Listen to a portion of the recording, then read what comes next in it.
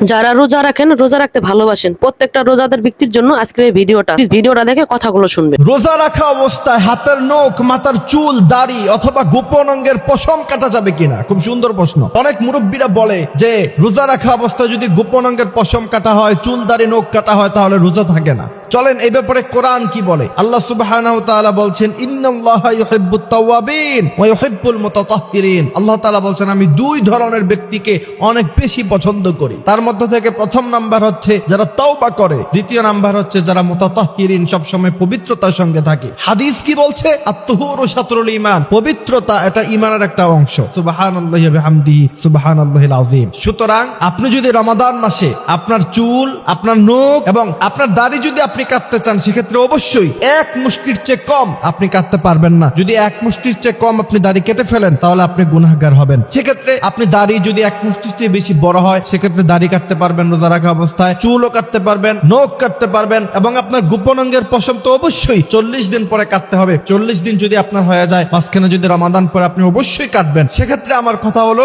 আপনারা ইফতার থেকে সেহরি এই সময়টাতে আপনারা যদি কাটেন, তাহলে আপনারা ঝামেলা থেকে মুক্ত হয়ে গেলেন। অনেক সময় দেখা গেছে যে চুল কাটার সময় অথবা গোপন অঙ্গের পশম কাটার সময় ব্লিডিং বের হয় অনেকের। যদি ব্লিডিং বেশি পরিমাণে বের হয়, তাহলে কিন্তু আপনার রোজা থাকবে না, রোজা হালকা হয়ে যাবে। সেক্ষেত্রে অবশ্যই আপনাকে ইফতার থেকে সেহরি এই সময়টা যদি আপনি কাটেন, তাহলে সবচেয়ে ভালো হয়। আর নখ চুল আপনি যে কোনো সময় কাটতে পারবেন, কোনো সমস্যা নাই। এই বিষয়গুলো আমাদেরকে খেয়াল রাখতে হবে। আল্লাহ সুবহানাহু ওয়া তাআলা রমাদান সম্পর্কে বলছেন, ইয়া আইয়ুহাল্লাযীনা আমানু, হে ঈমানদাররা, কুতিবা আলাইকুমুস সিয়ামু কামা কুতিবা আলাল্লাযীনা মিন ক্বাবলিকুম লাআল্লাকুম তাত্তাকুন। তোমাদের পূর্ববর্তী যারা ছিল তাদের উপর রোজা ছিল, তারা যেমন রোজা আদায় করেছে তোমরাও রোজা আদায় করো। তার মানে 1000 বছর ধরে, পৃথিবীর ইতিহাস শুরু হওয়া থেকে আজ পর্যন্ত 1000 বছর কি বছর ধরে মানুষ রোজা রেখে আসতেছে। এই রোজার ফজিলত সম্পর্কে আল্লাহর হাবিব সাল্লাল্লাহু আলাইহি ওয়াসাল্লাম বলছেন, হাদিসে কুদসিতে আল্লাহ বলছেন, আস-সাওমু ফাইন্নাহু লি আস-সিয়ামু ফাইন্নাহু লি ওয়া আনা আজজি বিহি। আল্লাহ তাআলা বলছেন, এই রোজা বান্দা আমার জন্য রাখে, আর তার প্রতিদান স্বয়ং আল্লাহ তাআলা আমি নিজেই তারে দিয়ে দিব।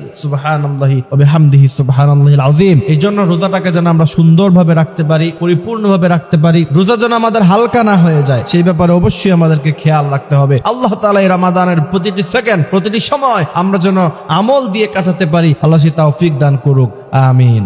القارعة ما القارعة وما أدراك ما القارعة يوم يكون الناس كالفراش المبثوث وتكون الجبال كالعهن المنفوش। এরকম ইসলামিক ভিডিও নিজেও দেখার চেষ্টা করবেন, সবাইকে দেখার জন্য সুযোগ করে দিবেন শেয়ার করে। ইসলামিক ভিডিও শেয়ার করা অনেক সওয়াবের কাজ। আর যারা ইসলামিক ভিডিও প্রতিনিয়ত দেখতে চান, পেজটাকে ফলো দিয়ে পাশে থাকবেন।